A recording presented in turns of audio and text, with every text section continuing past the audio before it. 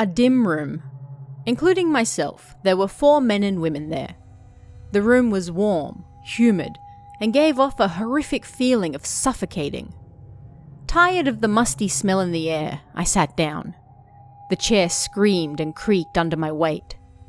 The only things in the room were a large, rotting, black wooden table and some chairs. It was just like a prison cell. What an apt expression. "So then, we've confirmed that everyone is in agreement," the man with long hair said. "Yes, let's do it." He was followed by the woman with short hair and the man with blonde hair. They then all turned to look at me. I took a deep breath. "Yeah, I'm in too." The words fumbled their way out of my mouth. "All right, well then, let's begin." The man with long hair tossed a single pistol on the table. The sound echoed throughout the room, reverberating even in my chest. That black, metallic lump of iron was, no matter how you looked at it, a symbol of death itself. "All right, I'm gonna deal the cards," the woman with short hair said, and started tossing us cards across the table. We were going to play cards, and the only sound in the room was that of cards rustling. It was so hard to breathe. "Okay, how about we play Old Maid?" The blonde man laughed sadly, puffing on a cigarette. Everyone discarded their pairs. A deck was quickly formed in the middle of the table. I held 6 cards in my hands. Not bad. Suddenly, I glanced out the window. Outside was already dark. Looking into that cold darkness, I could feel death just around the corner. The pistol on the table also had its muzzle pointed at me. That dark, round hole seemed to overlap with the scenery outside the window. I could feel death here, too. "Okay, I'll draw first," the man with long hair said as he took a card. Damn. Seemed it wasn't a pair. "I'm next." The woman with short hair drew from the blonde man's cards. She smiled instantly and then placed 2 cards down on the pile. Jacks. "My turn." The blonde man took one of my cards. A 2. He also threw some cards down on the pile. My turn next. I took a card from the man with long hair. I got a pair and threw the cards onto the table. 3s. The man with long hair grimaced. He was currently the one with the least chance of winning, but his expression quickly returned to normal. His breathing was heavy, but he was still calm. It was so hard to breathe. How long had the game been going for now? It continued to progress, and now everyone was down to 2 cards. Endgame time. "Damn it! Why did this have to happen?" the blonde man suddenly muttered. "Well, we'll just have to chalk it up to fate," said the woman with short hair, as though she'd already accepted said fate. However, I saw that she was trembling as well. If I get out of this, I'm gonna go see the girl I like," the man with long hair said. The girl with short hair and the blonde man both laughed. "Ha ha ha ha, you just signed your own death warrant." My condolences." The pair laughed. "Shut up," the man with long hair screamed angrily. "We're all gonna die here anyway." "You're not wrong about that." "True." Once they were done, they turned back to their cards. It was about time to settle things. I also looked at my cards again and quietly watched the progress of battle. My family home was in the countryside. My parents had always lived there and worked as farmers, but I rebelled and left to go to university in the big city. "I'll be waiting for you," the girl who lived next door once said to me. "If anything happens, you can come back anytime," my parents said with a pat on the shoulder. I remembered all my other friends.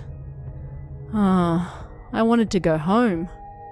If I survived, then that's where I'd go. I had a place to go back to, after all. I would absolutely go back. "Congrats! Congrats! Congrats!" the three of them said to me. I had won the game.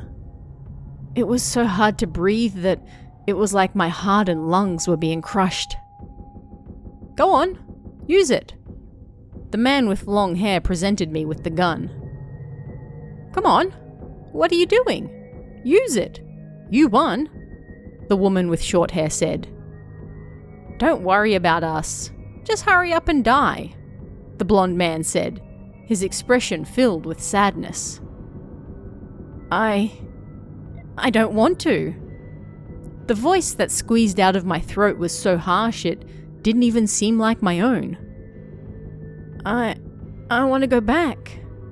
I want to go home." Bang. A dry sound was the last thing I heard. The last thing that came to mind was the scenery of that place. "You're amazing. Able to shoot at a time like this," the woman with short hair said in front of me. I mean, he did win. Man, I'm jealous. Well, that was true. He closed the man's eyelids that he was no longer reflected in. His own eyes were filled with tears. "Well, I'll be joining you soon anyway. Wait for me." They sighed. It was hard to breathe. They wouldn't be able to take much more. "Hey, was there really just one bullet?" "Yeah, there are none left," the man with the long hair said. "But why did you have a gun to begin with?" "Huh? Oh, I just happened to have one." He waved his hand in the air. What a cunning man. It was hard to breathe. "Everyone else is dead, aren't they?" they asked as they looked towards the door. "They must be. All 100 of them." "That's wild." "Man, your laugh is so ugly." People often said that. It was hard to breathe. Their vision clouded. I should never have joined this cruise. As their consciousness faded, the other two agreed. Same.